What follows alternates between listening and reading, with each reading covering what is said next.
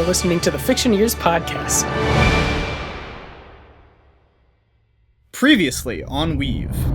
I am, headed to the delegation. I am searching for someone specific.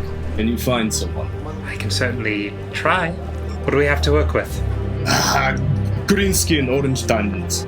We see green skinned, and he has kind of like a yellow-orange diamond pattern on him.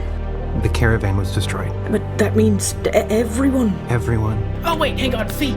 You're going to be building boats to the Puritan Enclave. They're magical flying boats. I would like to extend an invitation to you and your colleagues to see a performance of an opera this coming Friday. We're going to the opera. That is not an invitation to be refused.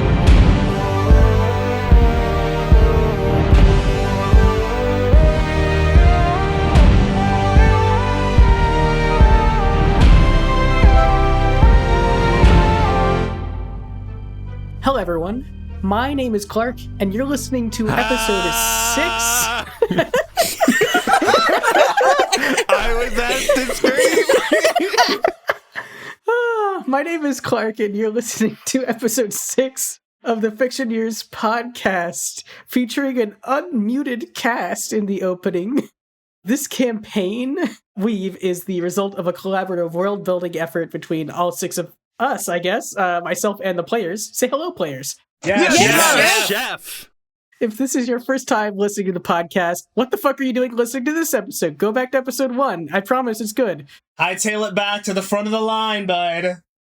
With all of that out of the way, we return to the drama in Pontus Yafira, the city of bridges, as Hippodamo stands at the doorstep of Alcanoe's boarding house in the second ward of Pontus Yafira, holding a little invitation to the opera. Actually, has the person who delivered it gone away yet? They're about to leave. I'll pass the Matron and say, thank you. They bow and kind of run off. I'll head back upstairs and motion everyone over. Everyone. This is, it's addressed to me, but it's for all of us. We've been invited to the opera by General Magnus, and we had best not refuse that invitation. The opera? That's fancy. Very fancy. I don't think I've ever been to an opera. Or really, any show. Which opera house is it? There are multiple opera houses? Yes. There's a few around the city, but the most prominent one is the Pontus Yafira Grand Opera House. It actually recently had kind of an architectural redesign of the interior, and it's kind of opening its new season with a new opera by a person of Kalikar descent named Arlen Schlock, and the libretto is by a Cycnosian librettist named Nils Alcock. Well, which opera house? Main one in Pontus Yafira. Yes. I didn't actually know there were more than just this one. Yes, there are 4. Or there's a new one? In any case, we've been given directions for how to get our tickets and everything. It's all been paid for. We absolutely should go. An invitation from someone as influential as General Magnus is not to be ignored. Absolutely. Am I supposed to wear something nice? As nice as you can find, yes. People rent out suits to go to these things. I pick up my poncho. Found it. Phee sort of looks at herself up and down, and she's just covered in grease that is weeks old, that is I don't have a lot of changes of clothes. Before we get into this, when is the opera? 4 days' time. Great. All of you are going to go shopping with me. And Genevieve gestures to everyone and says, I don't care how fancy you think your clothes are, they're not. And I'm going to help you with this. I assure you I have clothes fine enough for a show. What do you take me for? I'm not some ruffian. I came from an order of knights. I don't know, she's got a lot of Tron. I could use a new outfit. Look, I'm sure your finery is nice, but it's just not... It's a grand opera house. It's certainly not the Royal Opera House of the Cycnosian Cantons, but it's still a grand opera house. We should still look grand. You can't show up in your dress armor, no. Unless, of course, are you a well-decorated knight? How many medals do you have, Hippodamo? Every day I am blessed to be surrounded by people who are not Agritians. The point being that we are all going to upscale our looks here. I don't need to because I have my opera clothing with me. But the rest of you... You brought opera clothing? Yes. Like, specifically opera clothing? Why do people have things like this? Look. That is least surprising thing in this whole sentence. Do you see how much Tron is on the floor right now? She can do whatever she wants. I would be surprised she did not bring opera clothing. Opera is a great way for rich muckety-mucks like me to socialize with other rich muckety-mucks. And I would be remiss if I showed up to the opera in my adventuring robes, or God forbid my traveling clothes. No, I brought my nice dresses. Come on. I think I should pick out more than one outfit, just in case, right? I mean, one could be spoiled. And you've got the money. Look, I'm happy to purchase nice clothing for everyone. If it's that way, I'm not pulling anyone's teeth out of their beaks. Terrifying. Hate the implications of that. Let's stop talking about teeth, beak, and go shopping, yes? Yes, let's. Let me finish getting the rest of my Tron into this bag, and then we'll go. Yeah, so y'all have 4 days to get ready for the opera. I know some of you had business in Pontus Fiera you were kind of trying to see to before the whole incursion thing went down. So, leading up to the opera, what do people want to do? Shopping montage. Shopping montage. I know that there are definitely two things that I want to do, though if anyone wants to go first, they can. Genevieve does need help Bond track somebody down. And Genevieve does want to talk to one of her friends here, but she's not on a time crunch for that, so. As far as my stuff goes, the first thing that I think Phee would do, because it's probably like on the way to the other place that she wants to go, she has this piece of glass from the incursion and would love to see if she could like sell it at the market or something. You can definitely try to get that done. Anyone else? Any business? I know we got Zelda and Diego possibly tracking down someone. Mark, do you have any plans for this time between now and the opera? Remind me, Phee, did we work out what we were going to do next? We haven't worked out a plan yet, though it would probably be a good idea for Phee to go check in with the Kipsalian Enclave, since, you know, it turns out that the job that she is here for is helping them with an airship. She figures she should probably at least check in and, like, both get a vibe, but also, like, if she's here to work and we have 4 days to work, she might as well work. Makes sense. Seeing as this is something that Sharam and the Gilded Hand also have interest in, I probably will go along to make contact with Phee. So the order we want to do things, let's do Bon and Genevieve tracking down that person first, and then we'll do TJ and Mark go into the Gilded Hand. Julia, if you want to tag along for anything, you're more than welcome to. I would probably tag along to the Gilded Hand. I do have business, but I was going to wait until after the opera to begin it. What were you thinking, just out of curiosity? I was going to pay the head librarian a visit, but I would like to have been seen in the company of General Magnimos first to improve my chances. Mm-hmm. So, Genevieve and Bon, sometime over the next few days, you two end up trying to track down the person that Bon came to Pontus Fiera specifically to seek out. Yeah, sure. I wake up Genevieve at like the crack of dawn. Wake up! Like knocking on the door. Huh? What? Early bird catchworm, yes, come on. I'm at least going to drink a bit of tea and eat before we go anywhere. Already on table downstairs, ready to go. Let's move. All right. Give me 1 second. A few seconds later, Genevieve opens the door in her, like, everyday wear. She looks a little grumpy. Like I said, breakfast and tea downstairs already. Come on. Oh, how are you so loud? What? It's 5 a.m., start of day, come on. Why are you so tired? Because I like sleep. You waste too much time sleeping. As you say that, Alkanoe, like, leans out of, like, the master bedroom, looks down the hall, and just, like, stares daggers at you, Bon, then closes the door. Clark, what season is it again? I think we decided it was, like, nearing the end of summer. Okay. Genevieve says, just wait for a few months from now when we get into winter. I'll need even more sleep. Eat your breakfast, we've got someone to find. All right. Yeah, Genevieve sits down, eats her food, drinks her tea. I assume Bon cooked this breakfast and made the tea. Yes. I'll roll to see if it's good. Okay, yeah, roll. I do have proficiency in cook's utensils, so I can cook. Oh, okay, wow. I am indeed quite good at this. 23. 23, I mean, that's some pretty damn good calamari cuisine. It's probably like a little bland for your taste, Zelda, because Cygnosian cuisine tends to be quite spice heavy and very complex. And calamari cuisine is very, I don't want to say it's like the French cooking of weave cuisine, because I don't think calamari really uplifts cuisine in that way. But it's much more like, it is about like a strong flavor that is like executed perfectly.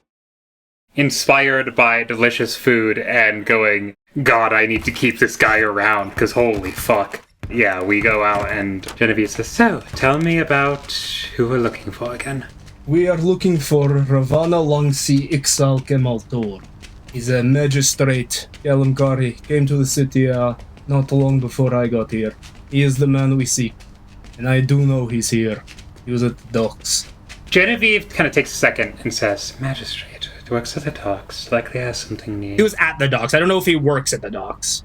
When the Calamkari delegation came to pick up the Weaver, he was in that crowd that came to pick up the Weaver and take her back to the Calamkari government liaison. Okay. Well, before anything happens, we're going to clean you up. I took shower this morning. We need better clothes for you. If we go wandering around the Noble District with you looking like you just crawled out of some ditch, we're not going to get many answers. Look, I'll buy. I have the Tron to spare. Very well. Come on. So yeah, we'll go clean Bon up and get like a nice set of clothes. I'll say that's like 10 Tron to get a nice set of clothes. This isn't the opera clothes. This is just like walking around town nice clothes. Yeah, my first instinct is let's head to the Noble District and find the social gathering of the morning. See, is there a tea house that we can go to, right? Where can we go integrate with the nobles here? Old Pontus Yafira is where like a lot of like the hoity-toits live. They like to have like a closer connection to like the city, so they buy up the really old houses that are still mostly like of a Grecian flavor, rather than like the sort of like hybrid architecture that now kind of defines the city. I think you're both kind of sitting at like a table at a cafe. For you, Genevieve, this is sort of like chump change just to sit here, maybe like an Archian or two. You have the name of this person. What's the plan? I do know what they look like, too. Their skin is a viridian green with a yellow-orange diamond pattern of House Ravana. Alright, our first step, we're going to the Sea House and we are going to listen, see if we can pick up on any of the chatter in the circles that the magistrate likely runs in. Yes, good idea. Investigation would be like finding the spot to hear this, and then perception would be like, what do you actually hear, right? I would love to roll investigation. I would love to roll perception, so let us do both. I'll roll perception and Genevieve rolls investigation. I like that. All right, so Genevieve, roll me investigation check. That is 18 for the investigation check. Based off of kind of letters you've written back and forth with your friend Gilbert Lariskull, you know that like a lot of Calamkari intellectuals frequent a place called the Brotherhood of Coffee. It makes really goddamn good coffee. Your friend's been here a couple of times, because it's also a really good example of Calamkari architecture within the city of Pontus Yafira. If there is a building in this city that is like the most Calamkari, it is this building. It is austere, it's got all of the curves that one might need of Pontus Yafira, but it's very much like if you looked at it, this would not be out of place in central Calamkar. Okay, so yeah, we get to the roastery, we head in, we order some coffee, sit down. This place is like very simply decorated, like you can see everything that is used to make the coffee in here. That's sort of like a Calamkari cultural thing. Like they want you to see how the sausage is made, because doing the process like the correct way is a super important cultural thing. So like you see these people they make this coffee, they grind the beans themselves. All of that is in plain sight, and all of it's done impeccably. And as you sit in the fraternity of coffee, Bon, give me a perception check. Hang on, wait, before you roll, Diego, would you like me to use my Divine Portent for that lovely 16 on the die? If you want to, go for it. Yeah, I'm gonna say fuck it, let's ball. So yeah, Diego rolls a 16 on the die. Diego, what's your modifier? A dirty, disgusting, filthy 20. All right. What do you want to know about this guy? I will give you 3 questions, and I will answer them truthfully. Where is he staying? You hear a couple of people speaking in Kalamkari that Kemal has a nice house just off of Founders Bridge, kind of in between the University District and Old Pontus Yafira, and that the Kalamkari Cultural Liaison has made sure it is appropriately decorated to his specific requests. All right. Second question. Known associates. He's a couple of guards that kind of follow him around just, for general protection, but also probably to make sure that he's actually doing his job. It seems like he has kind of taken up a central administrative position here very recently. So it seems like basically if you are high up enough in the administration, you're associated with him, but are they friendly with him? When you hear the people talk, it seems more like, oh, this guy came in because they didn't like what the last guy was doing. This may be my third question, or maybe addition to this known associates question. Family in the city. Any? He has no family in the city besides the person you met, Irvan Losana Kalim Lisanzir? Yeah, is a distant family members of his, which was probably why Lishan Zir was trusted with bringing over your cousin. It was probably a nepotism thing that he got that job. I would consider that sort of an extension of that previous question. Third question. If I may suggest a question, Go for it. what major events is he or close associates going to be affiliated with? Like, do we hear any rumors? Like, oh yes, so-and-so's got a big day coming up ahead of because of X, Y, and Z, right? Sure, yeah. Do we hear any rumors of any soon-to-be appearances, since he's a public official? I mean, these people they kind of end their conversation. One of them's like, yeah, I really tried to kind of cop a invite from him to the opera, but everyone wants to go, and I couldn't pull it. He's definitely going to be at the opera. Maybe I will be interested in this opera after all, Genevieve. It's such a high form of art. You weren't interested before? Not particularly, no. Takes a sip of the coffee. Under her breath, Genevieve going, how am I attracted to you? Genevieve, the coffee was Tentron. It was very expensive coffee. That's fine. This is where the Kalamkari elite go to drink coffee. And also, you were with Bon. Some of them would know that a curse eater is in the city and perhaps are overcharging you. But we'll cut to visiting the Puritan Enclave with Shaddam to talk about the details of this project. Yeah, Phee would probably want to do this sooner than later, so probably the same day. Probably like in the mid-morning, like probably 10 a.m. So while this investigation is happening, all of you, I think, make your way down to the Puritan Enclave's shipbuilding operations in Pontus Yafira. A large, hastily built warehouse. It looks like it's just stone stacked on top of each other. Very Kipsalian in nature, which is like it's been expanded like 2 or 3 times already. Shaddam is already there, looking at a pocket watch, tapping his foot. Oh, hello everybody. Phee, for you, I have the blueprints, and maybe I should explain a little bit better the problem we sort of had, because also, did you solve the problem of not being able to find the cartographer? You're working on it. You're working on it? Okay. Definitely working on it, yeah. Gonna pick it up right after this. Okay, do get back to me on that tomorrow. It's kind of very important. Yes, no, we looped Hippodamo in on it. Yeah, and we did. We're gonna talk about it later. Yes. Arlo looped me in last night to the need for something from the Cartographers Guild, and I'm working on it. Yeah, Shaddam rolls a 3 on his insight check, so... I love this man. Bro is not the smartest. But he says, okay, good, just get back to me. It's very important that we get that solved, because, the client really wanted that cartographer, and we need to make sure that they're okay. Well, they're dead, aren't they? That's right. Well, we need to figure out what happened, who wanted to kill them, That's really bad. Yeah, no, we'll figure it out. I'm just, side-eyeing the fuck out of Arlo right now, what have you gotten me into? Yeah, crazy assassination or something. Yes, sordid business. I wish it had not happened so close to Pontus Yafira. Phee looks so uncomfortable. So these blueprints. Yeah, and he pulls out kind of a set of blueprints. While she hands them, you open them up. This is a traditional Marq person airship. Back before we came into this world from where we were before the incursion that brought us here tore us from where we were, we used to fly around on ships like this. Now, it's been a long time since we've gotten any of them to work, except for we have one little schooner that works, and that's because it has no knots. And he points to all the knots that are like on this blueprint. These are the problem. These knots, none of them work here, because normally they'd be holding up a sail.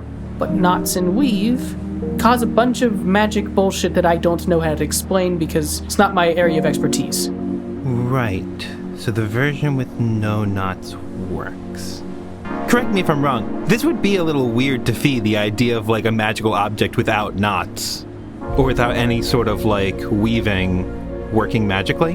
Give me an Arcana check. That is a 23.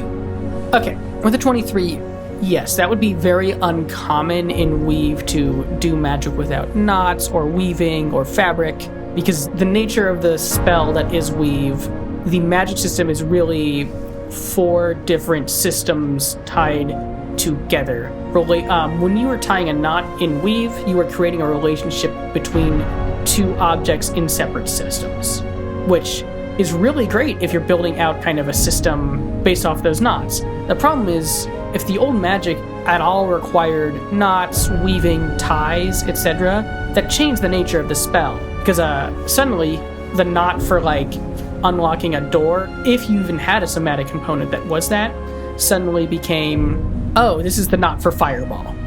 Right. Basically, the meaning of spells changed, and places where there used to be no magical meaning, such as the rigging for an airship, suddenly are burdened with a bunch of conflicting magical meaning that basically meant that the thing could no longer work. Sure. Just by looking at these blueprints, can I, like, identify any of the problems? Or, like, what could be going wrong specifically? I mean, hundreds and hundreds of knots of complicated magical relationships are being indicated on this blueprint. Yeah, so it'll take some time. This is the kind of project that like a master artificer of an enclave would probably spend a long while on. Mm-hmm. And Shadam looks at you and says, well, I heard really good things about your artifice. He holds up a note from your old boss, Thalos. And it is clearly addressed not to Shadam, but to someone named Kyle. It says here you are a very skilled artificer. It says you actually had an exception to liquidation with the Revna Enclave. So everyone here is, I think, very excited to meet you. Where are they? Anyways, he goes up to like a door and knocks on it. You hear steps from behind, heavy Kipsalian boots, and a stout Kipsalian man opens the door, and he's standing next to an incursion-touched Marq person. He's probably like 5'11", kind of lanky, frosted tips. It's Kyle. Oh, my boy. Looks at you, Arlo, kind of gives you like an approving nod, like, sup? And it looks at Shadam with the look of, I'm gonna fucking kill you. Shadam, it's so good that you're finally here. I was just talking with Gorgon here about the project. Why don't you come in? We'll get this all settled, get everybody introduced. We've got a real crack team. Gorgon is definitely the type of guy who likes working. He is not a union man. Gives you a very firm handshake introduction. Phee. Goes to you first. Gorgon Puritan. Phee, Harevna. That's pretty impressive that you got out of there. I hear they really went to town on that liquidation. They did. Yeah. Well, we've got a really great team here. As long as, like, you understand how we work, I think we're going to be real productive here. Heard you were a second-level master artificer, from what I hear. Yep. Yeah, give me there's no deception check there. You've been lied for already. I don't really like conference rooms that much, Carpet walkers, never really my thing. We go out on the floor and I'll show you what kind of we're working with. we constructed at least the hull a little bit from the original schematics, but obviously there's a lot of artificial problems to solve. And Gorgon kind of goes through and introduces himself to everyone else. Very firm handshake, and directs you all to the floor of this warehouse. And you see this massive brass hull of a traditional marked person airship. This is a couple hundred feet long. Has Arlo ever seen a working marked person airship? There's one in existence. I've never seen one. My dad told me they existed. He remembers, but I've never seen one in person. I can't believe you have a prototype. Well, it's not really a prototype yet. We're just working on the shell, because we figure that, with our best guesses, there is sort of a magical potency with the ratios established from the pre-crossover plane people were on. But frankly, I can't make heads or tails of how we're going to solve the problem of these knots and of the more intricate artificial relations, which is why we have Phee here. Phee, you want to meet I'll call down the rest of our kind of artificial leads. Gestures for a few people to come down. There's a kind of taller, woman, and he introduces her as Python, or Pi for short, and actually you can call me George. This here is Millie, which is short for Vermilion. They have a very, very kind of red flame for their hair, more red than you've seen on pretty much any Kipsalian. It's almost looks kind of fake. Then this here is Vendethu, or Vin for short. And then we've got Petros, which is short for Petros. We're all from the Puritan Enclave. And we're really looking forward to this contract with Gilded Hand. And hopefully, once we solve this, we can figure out the problem of mass production, which is really more my specialty. Once we have kind of the artists like you come in, I can really help mass produce this thing. And a lot of your role here, Phee, is to make sure that we're doing the job that the Gilded Hand wants, right? Yeah. They want this ship, and then they've given us basically the rights to reproduce this ship and to sell it to whomever we so choose. And it's got a lot of really great applications. We've got quick transport. You don't no longer have to go over the Musean Ocean anymore. Well, you can go over it instead of on it, which, on it presents a lot of problem with incursions and that type of thing. And also, pirates, avoid all of them. Yeah. It's also got great, military applications. I can imagine for, a mountainous region, it's going to be quite useful. Phee, do you want to say anything to the team? Just kind of a little pep talk? Well, who doesn't love a good mystery? Let's figure this shit out. Roll a persuasion check to get them fired up. Oh, I think you got away with it. Persuasion, that's going to be a 14. They're all kind of not. I think, this is it's worth speech, right? It might last for a couple of days and then the shine will wear off, but you didn't biff it. We will take not a biff. Well, the rest of you are here. Does anyone have any questions about this ship, this project? Do the blueprints have an original creator credited? This blueprint is sort of made from a cobbled together collection of other blueprints. Okay. The person who made this blueprint probably talked to people like Arlo's father, just to make sure the measurements were right. Hey, what do you remember about this part of the ship? Did you modify anything? This blueprint is also old. Someone tried to get this product to work and could not, because historically the marked people have not had a lot of money and they've not had a lot of power. The fact that the Gilded Hand is capable of paying for such a project, it's not a cheap project. Is that surprising to me that the Gilded Hand can put up that kind of money? Well, you ask me, mister. We had a great artist, and then we got our own. Interesting.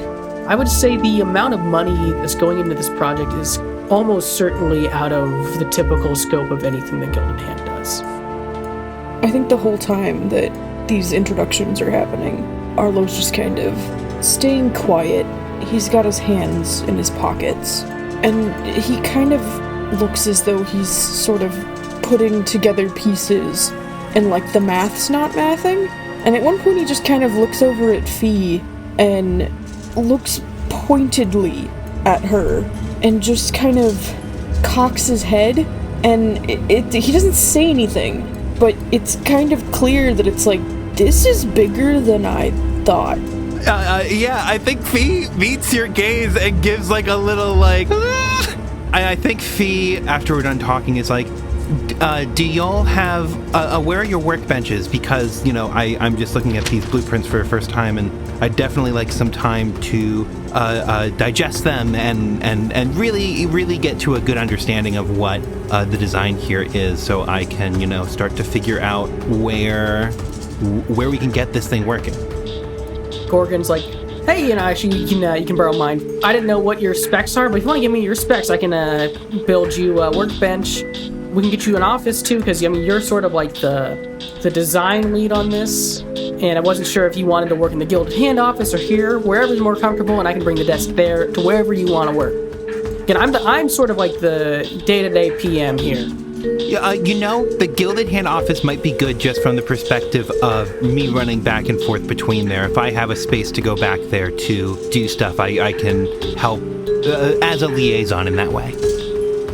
Kyle, who has been quiet for most of this time, interjects. Oh yeah, why don't you bring it down to my office? I think, looks at Shadam daggers.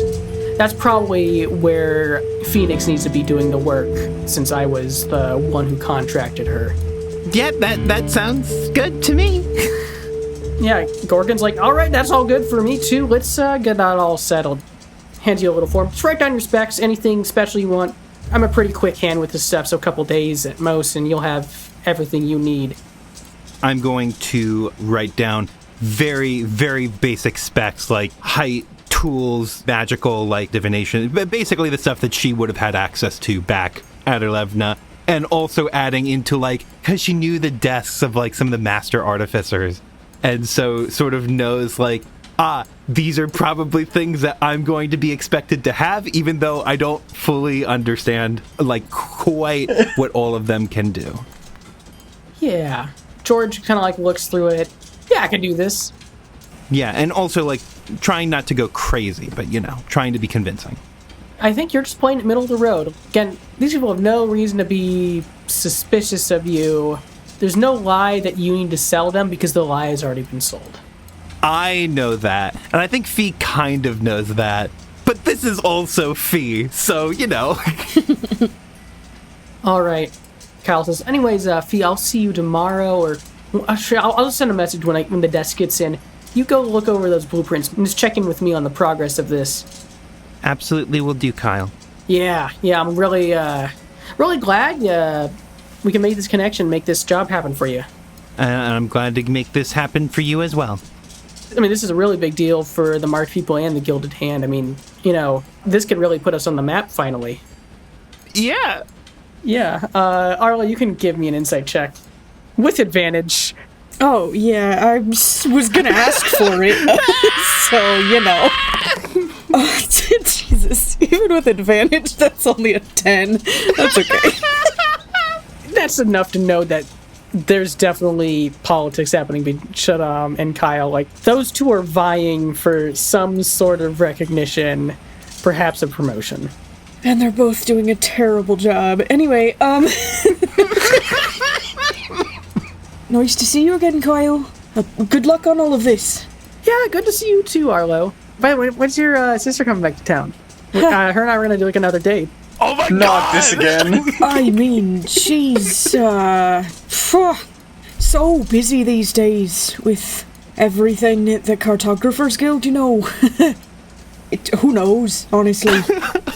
Give me a deception check. Yeah. Oh, okay, a 19. That's a shame. Oh, dang. Well, tell her I said hi. I really enjoyed our date where, we went to the Grand Opera House, in town. Saw a really great, it was an Grecian opera. Gosh, yeah, it was a good time. Anyway, yeah, tell her I say hello. All right, I'm going to go work on some of the more contract details, make sure everything's hammered out before, production officially starts. Our friends here in the Puritan Enclave are very kind enough to start this project sort of pro bono, show us what they're capable of to make sure, we're in good hands, but they're shipbuilders, I don't think I expected anything else. With that, I guess I'll see you in a couple of days, Phee. See you in a couple of days. Arlo, Hippodamo, before I get started, do you want to quickly have a roundup? Oh, yes, sure. Yes, absolutely. Phee, I must say I didn't realize you were quite so high up in the Arevna Enclave, I mean. Yeah, me neither. Yes, we'll talk over here. And I'm gonna just, like, sort of pull you fucking away from the crowd! Shadam, like, goes over to join your huddle, too. He's like, oh, this is great. A huddle. Phee, you need to get that desk moved to my office. Actually, you know what? Shot him. Hey, actually, you know what?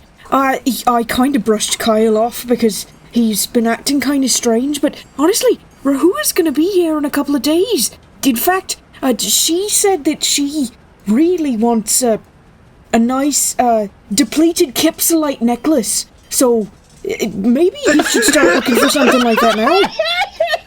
Oh, give me a deception check. Sure. Oh my god, another 19! Oh shit, really? Yeah. Alright, I'm gonna take the rest of the day off to get that figured out. Man, depleted Kipsalite is hard to come by these days. Alright, you three huddle. Tell me what you huddled about. I'll run off. Actually, wait. What would I know about that? Because that, to me, doesn't sound right. So, can I do, like, an insight check on that? Yeah, sure. Nothing. I got a 6. Phee is too preoccupied with other things. You got a 6? I mean, what I'll say is, that is a weird thing to say normally. I think Phee on that 6 probably has too many other things to think about to really dig into that. But so Phee pulls you both aside and has been really calm as possible. Yes, what's up? I mean, is there something we can do to support you here? Like, this is a very important job you've got. Mm-hmm. It is a very, very important job. Okay, so I guess let's start from the top. The map person who was supposed to come to the city? Yes, what's the deal with that? Yeah, he's dead. Right, well, you knew that, yes, yeah. I gathered that.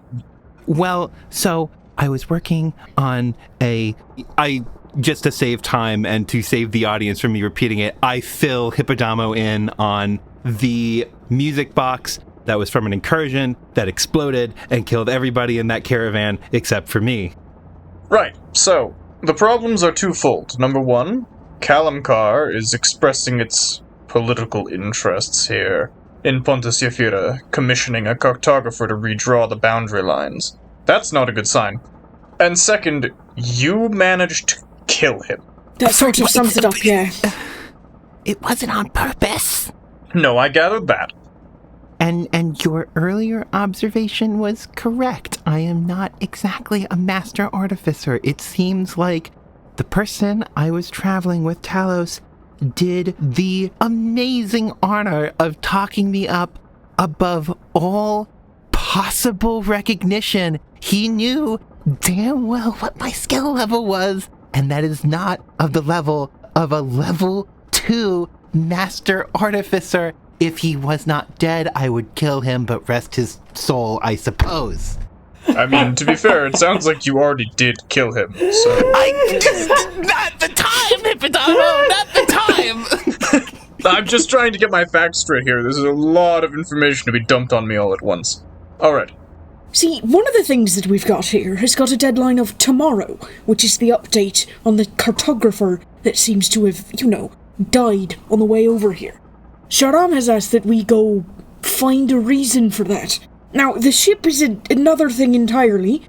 Maybe, you think on this long and hard, and I believe in you. Maybe you come up with something nice.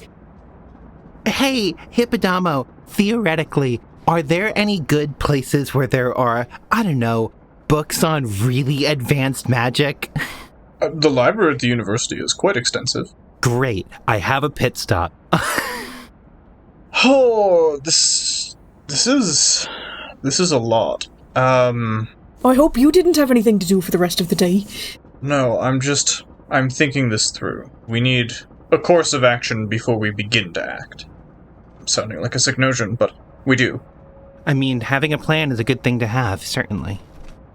Yes, Phee, certainly the library is a place for you to stop. There's no chance of us scrounging up another cartographer in a day. Well, not a day. It also sounds like unfortunately, the Calamkari were incredibly specific in wanting this cartographer. Of course they were. You said you've got connections to the guild? Sure, to the Cartographers Guild. We can, I'm certain, for the right price, find a replacement cartographer. I mean, this isn't a day, but we do have a meeting with someone who might know a couple cartographers, to say the extreme end of the least. It does seem like we sort of have to convince the Calamkar delegation to accept a different cartographer.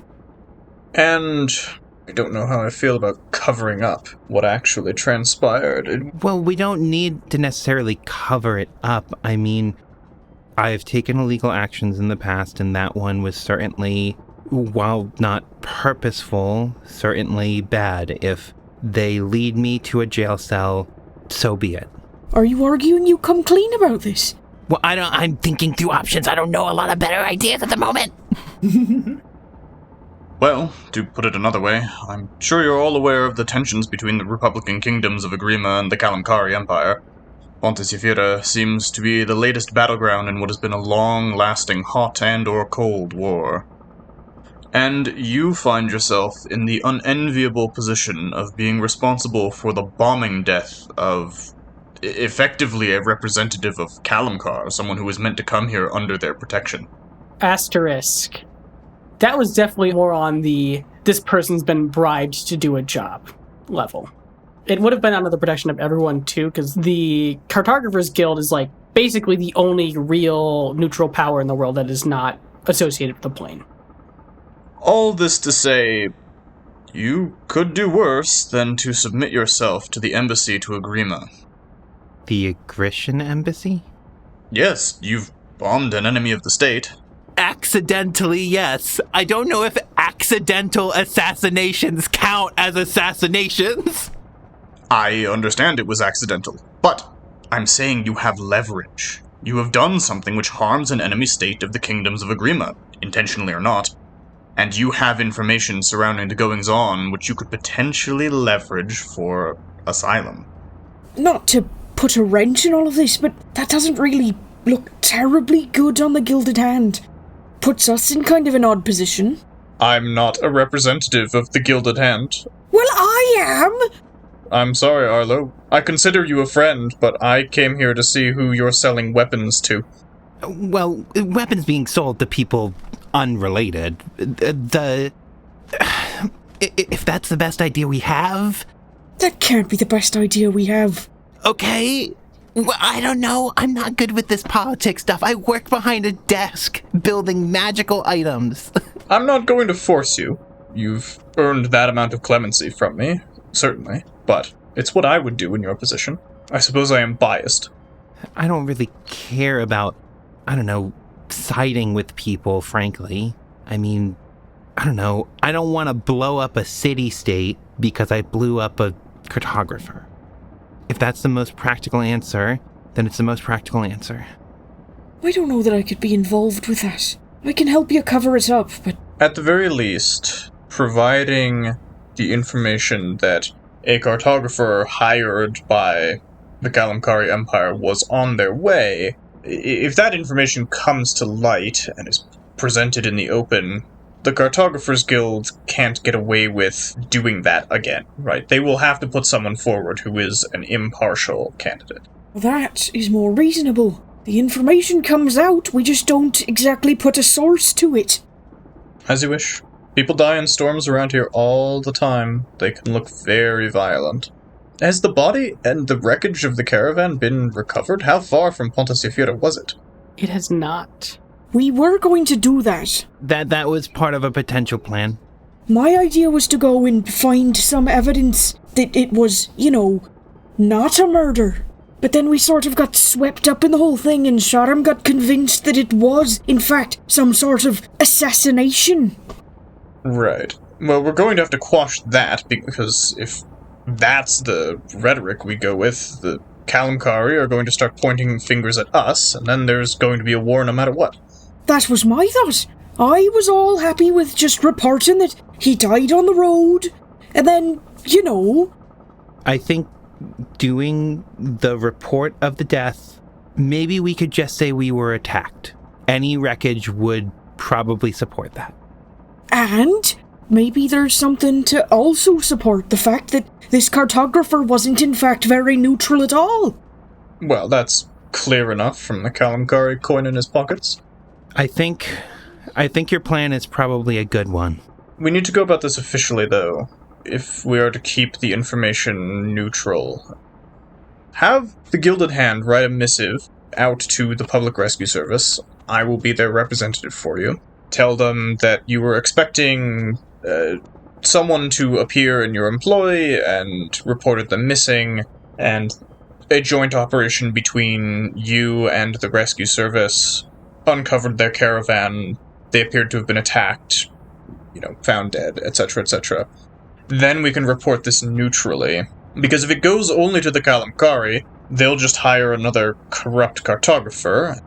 If it goes only to the Public Rescue Service, they can cover it up. And if it goes to the Republic Kingdoms, which would be my preference, frankly, well, I can't lie and say that we wouldn't retaliate. Hire a cartographer of our own. I mean, if the Gilded Hand would be willing to write such a missive, it would certainly save me a lot of trouble. I'm sure I can get Sharam to sign something for you. He might not have any involvement in writing the thing, but I'm sure I could get him to sign it. That is more than preferable. Arlo, my friend, it's a wonder you don't run the entire branch here. I wouldn't want that sort of pressure. I mean, on the one hand, there's the money, but you see the bickering between Kyle and Sharam. I don't want any part of that, to be honest. I know I'm putting off a lot of the responsibility of what happened on other people, but would it be okay, Hippodamo, if I asked you to write it? My words are not great. I will write up a report, of course. We'll do this all above board, as any Public Rescue Service operation should be done. This will all be filed as a standard missing persons report and search. I will simply act as if I never spoke to you and learned of the truth of the matter. Thank you. Thank you. All right, we'll cut back to the boarding house. So, Hippodamo, you have just had maybe the best day of your life since your life turned upside down. Yeah. And now you are lying and involving yourself incredibly deeply in Calamgari Grecian politics. Tell me, how does Hippodamo feel about that, considering his history with... I do not feel like I am getting a good deal out of this. I feel like I am compromising a lot. If it was up to Hippodamo, Phee would turn herself in to the Grecian embassy, come full clean, and they would handle it. And tell me, what was the vow you took when you originally took the Order of Phylacteries? Okay, I've got it here. My vow was...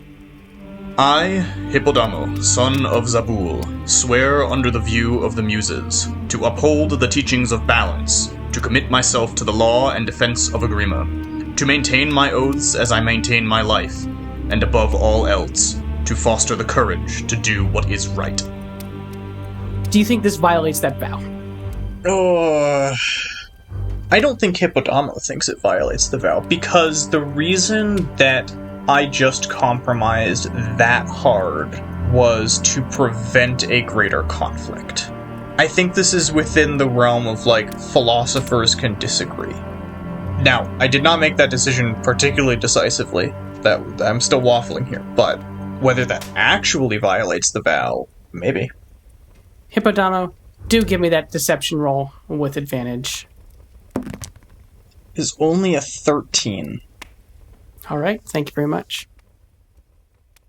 All right, Phee, you want to go to the library? Yeah, Phee definitely wants to grab some books on advanced magic. She's desperate. What do you want to know about advanced magic? That's a better question. If there are any written theories on incursion magic, or even things that just have to do with flight, levitation, even stuff as simple as that is what she would be looking for. All right, roll me an investigation check with disadvantage because you're not a researcher. I don't think you would have these skills to easily identify what you're looking for. That's an 8. An 8, you don't check out any books, but you do find a few books. And these are all books on levitation magics. You find a very theoretical article from the current Grand Diviner of, if Genevieve came to the library for whatever reason, Genevieve would recognize the author of this book. Phee definitely went from the Enclave to the library, so there wouldn't have been time to rope Genevieve in. Genevieve, what's the name of the Chancellor of the Academy of Divinatorium again? That is Victoria de Fontaine. That's right. So it's by Victoria de Fontaine. It is incredibly dense. It is talking about the ley lines that run throughout weave as if they themselves were a form of weavable and mendable fabric, that the very extension of reality itself is in fact another fabric to be woven and manipulated. Uh-huh. Pretty basic stuff. It's also worth mentioning that the great work that Victoria did was extend her lifespan. Yeah, extend her lifespan. We'll leave it at that. Can I at least say how old she is? Yeah. She's 576. Yeah, she is by far the oldest person on this planet. With all due respect for wizards and the Divinatorium, all of this would be lost on Phee. Like, who gives a shit? This doesn't tell me how to tie a goddamn knot. I think Phee leaves the library and heads back to the boarding house with the blueprints and is planning on spending an all-nighter trying to figure this out. Alkanoe is cooking up cradlehead mushroom stew again. It's getting close to that season where all you're going to eat is stew for the next 3 months. She makes good stew, but it does get a little bit old after a while. Hippodamo and Arlo, you two have been here about a year. Arlo, you might have actually been here longer than Hippodamo. You've probably been here 2 years at this point. Sounds about right. Melite is nowhere to be seen, and Leon is just walking around, and I think he walks up to Phee this time. Hey, have you killed anyone? I think just Phee takes a deep breath and goes and is like, is there stew here? Oh, you killed Stu? Stu is already dead in a way. It's going to just You see the realization go through his head that when he's eating stew, he's eating dead things. Cool. So, team, we're having our little check-in about everything that's happened. Then we're probably going to go get decked to the nines. What did the three of you get up to? I don't know, just a normal day at work. Yes. I'm just going to look at Arlo with the most tired look imaginable. Arlo's serious. This is just a normal day working for the Gilded Hand. I don't know. I mean, we saw some pretty impressive engineering work. I suppose you're right. Mm-hmm. First time I've ever seen a marked ship. How was your day? Oh, it was quite pleasant, actually. I went and bought Bond some new clothes, and then we did a bit of spy work. And it's not even really spy work. We went and got some information. I was gonna say, new digs look fancy, Bon. They were not my choice, but thank you. He looks fantastic, doesn't he? Oh, I think so. It's this really frilly Psychnosian fashion. I don't particularly enjoy it. But you look so dashing, so handsome. The periwinkle really brings out your eyes, Bon. It does. Fashion is about comfort, and this is not comfortable for me. Fashion is not about comfort. Agree to disagree. Something, beauty is pain? No, pain is pain. Fee's just staring into her soup. As y'all are kind of enjoying your evening meal, y'all hear from downstairs a loud thump of something being thrown against the door. Oh, Oh, isn't this fun? Damn neighborhood kids. I'll go check, and I'll head downstairs. I'll go with Hippodamo. You open the door, and you see what seems to be a cheaply bound quarto mass print pamphlet. Okay. The title of this pamphlet is at the top, in very nice but cheap script, is The Matter of Pontus Ephira's Cultural Inheritance. Since when do we get the newspaper? I don't think this is a newspaper. I'll read through it. I'll skim, at least. It's by an anonymous author, and it opens with the following paragraph. As many of this fine city know, The seat of Cratylus has long held the esteemed blessing of the Four Muses, as the Grecian School of Spiritual Architecture has shown through its historically rigorous investigations into the signs, gifts, and speakings of the Muses. And with this blessing, this bountiful city has flourished such that perhaps even its spiritual influence has expanded the very volumnity of the seam it was so carefully and beautifully woven into. The historical claims of the Grecian School of Spiritual Architecture are not what should be interrogated. However, recent events suggest that the Muses' confidence no longer presides in the current appointee of Cratylus' honored seat, or that perhaps the very need for the seat itself is to be called into question. This is a anonymous political pamphlet. I'm gonna look at Hippodamo with the eyes of, do we need to go to the embassy? You can see, like, around the street, just every door has one. Can I, dash out into the street and see if I can catch a glimpse of who threw it? Yeah, roll me an athletics check. I love athletics. Lamau, I love it, but I only rolled a 9. You see, the back half of, someone younger just running around the corner out of sight, too quick to catch. You use your thump as you're throwing these pamphlets. Okay. There's more within this pamphlet should you decide to read more, and I will summarize. Yeah, no, I'll read the whole thing. This seems dangerous enough.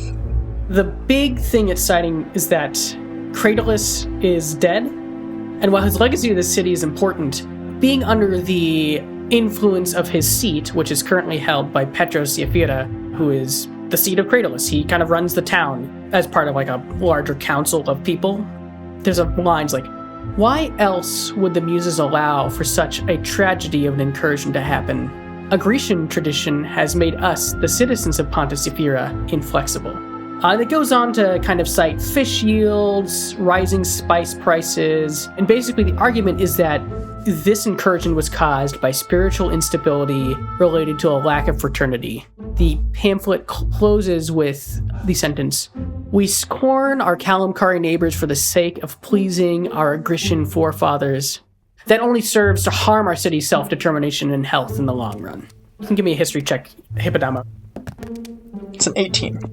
Yeah, and also every single, stat, all the fish yields and the rising spice prices, those are all imports from Kalamkar. Sure.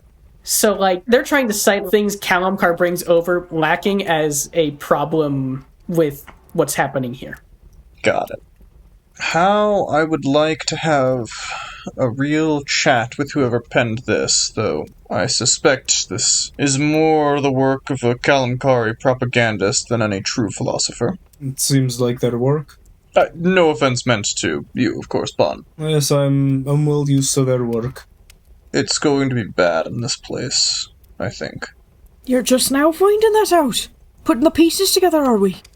I had some hope that this whole situation could be resolved without bloodshed. I am starting to lose that hope. I'm starting to believe that as well. I mean, surely there's a diplomatic solution we could come up with that minimizes bloodshed.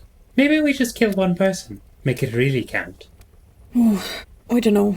It just seems... Well, we've been sort of teetering on the edge for as long as I've been here. Maybe the incursion was just the shove. Get it to the end. Whatever the end is. I mean, an incursion's convenient, but it's Pontus Ephyra. It's not uncommon here. Besides, look at the fish, the spices. If spice prices are high, it's the Kalamkari trade office causing them to be. Yes, it is by design. Halkanelli leans in from the kitchen. You mean my fucking nutmeg is twice the amount of Tron now because of the... Can somebody give me some cheap nutmeg? That's really all I care about. I mean, if you want, I could just buy you nutmeg. Oh, sure. Yeah, that's fine. That'd be awesome. Thank you. She goes back in the kitchen. Cheap nutmeg and a stream of fish. What people will die for.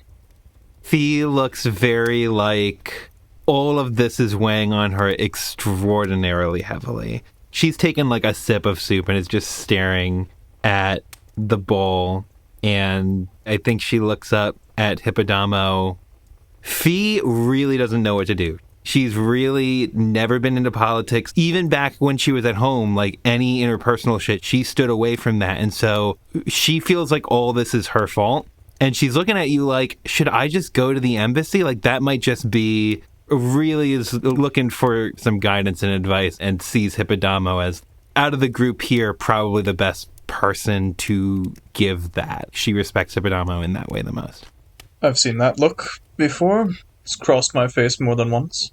I'm afraid I don't have the answers you want. I would suggest, if you don't go to the embassy, talk to the general at the opera. He's a wise man. He'll have thoughts on what to do. Genevieve plops down at the table next to both of you. Boy, these are some heavy faces for what was supposedly a productive day. Yes, well, our second-grade master artificer is perhaps feeling a little overwhelmed with the project that has fallen into her lap. Is that a lie, or is that a... That was not a lie. That is all the truth. It's not quite the truth either, though! I think Fee's going to go to the embassy. I've been thinking about this hard. I think that's what she would do. Okay. Fascinating. Hang on. Do you get up? I think so. Genevieve says, surely there's more than just this project if you feel the desire to go out this late. Phee sits back down and gives you the everything, the tea. So while Bon and I were doing a little bit of intrigue and spying, you were participating in political conspiracy. Fascinating. Walking ass backwards into it, certainly. You're not really thinking of going to the embassy. I still think it's a good idea. It sounds like people are going to die because of this. There's already enough blood on my hands. If going to the embassy is going to... Arlo, I don't know. The embassy isn't the neutral option. It may seem like it, but it's not. You're choosing a side. Is there a neutral option? What side isn't there? There you have the people of the city. That's not a neutral option. You have one empire and another empire. Like, the only other neutral option is I just fucking leave the city and I wash my hands of all this bullshit. Phee, take inspiration. Phee, I think, did nail it on the head. That there is no neutral option here. You are right. There are no neutral options in this case. Blood is going to be spilt.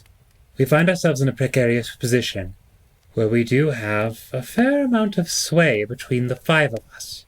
I don't think the embassy is the right call, but I don't know what the right call is at the moment. I think the opera will provide some well-needed answers for several strings that we are pursuing. Well, you wanted to go on a shopping spree? Yes, and, for the record, if it will get you to help me once everything is said and done here, I have a fair amount of wealth to kick around to help whatever side we choose. And Phee, I'll keep this quiet for you as long as I can, but understand that my oaths are to my people and my kingdom before you. When it comes time to choose a side, and that time will come, my allegiances lie as they are. I wouldn't ask for anything different, and regardless of money, I owe a great debt to all of you. Are there any other plans? I'm looking pointedly at Bon right now. Does Bon plan on doing anything renegade before we go to the opera? Yes, indeed I do. I'm gonna go check this house. Yeah, this is in the old ward right off Founders Bridge. Central location, maybe 10 minutes walking to the Kalamkari Cultural Liaison. This is a very, very nice house. A couple of guards are stationed out front. It's tall, maybe 4 stories high, backing up against a large canal. It's based on traditional Grecian architecture, but a lot of Kalamkari flair has been added to it. Smooth surfaces and subtle imperfections only noticeable to the upper castes of Kalamkar. There's a sort of conflicting aesthetic, as the Empire has basically turned this into the estate of the head of the cultural liaison. This is very much a building conflicted in its style, much like the city. I would like to get a vantage point so I can see, like, behind the main walls or anything. Are there any walls around, like, the manor? Or is it just this rear canal and some guards out front? It's more of a normal building. No yard or walls or anything of that sort. Just a nice house on the block that backs up against the canal. It's just like a house on the block. Gotcha. You could easily climb up onto the other houses. I'm imagining this is in the evening. I would like to go out as, like, sun is falling, right? So have a little bit of the cover of night there. What do you want to know about this house? What I'm trying to figure out now is points of egress. As I'm looking through, if I need to get in, how do I get in?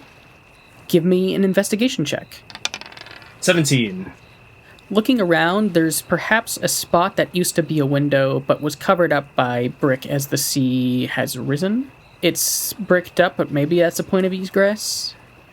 Obviously, windows up high are going to be more vulnerable to infiltration. Any chimneys or anything like that, maybe? Yeah, there's a chimney. Next thing I'm looking for after I find points of egress are just, like, activity. How active is this place at this time of night?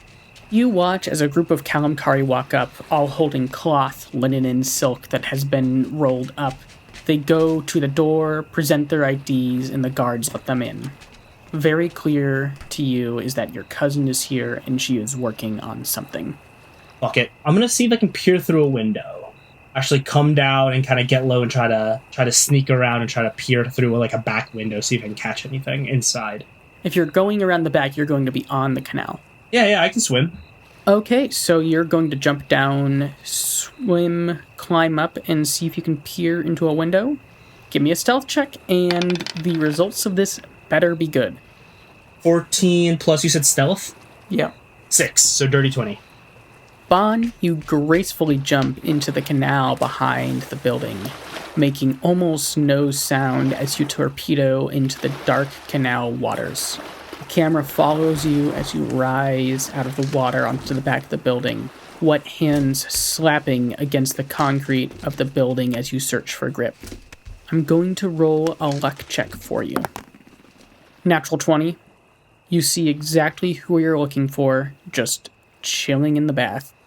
All by himself? All by himself? Oh, fuck, I think I got a Santa Claus this bitch. Okay. I can't break through a window. You're a monk, though. True. Do I want to make the... Let me think.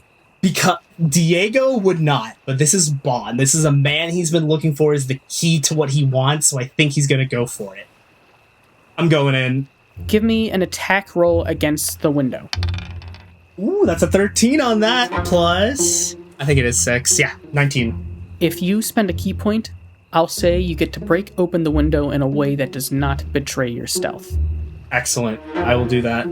You set the braid against the window, and it starts to unravel as tendrils shoot out, grabbing the window at its seams. The braid then undulates and swallows the window with a gulp. You walk silently into the bathroom and now stand 3 feet away from Ravana Lungsa Ixal Kamaltor. His eyes are closed. He's enjoying a nice, hot bubble bath. A cold breeze permeates the room, rousing him. His eyes open, his gaze directly upon you.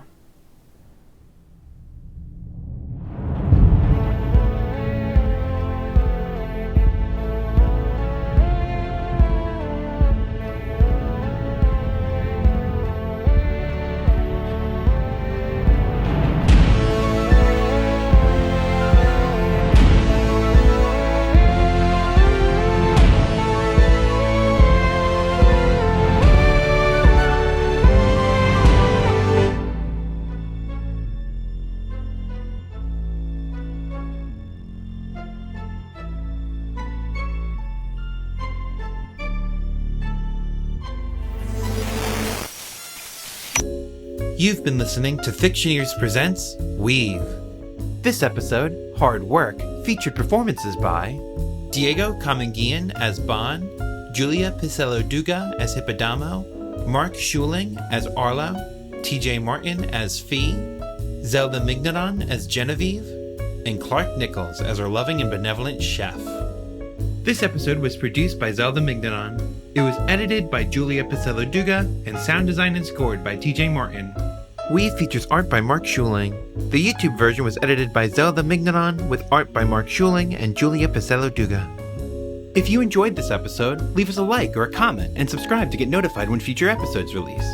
Share us online and rate us on iTunes or Spotify.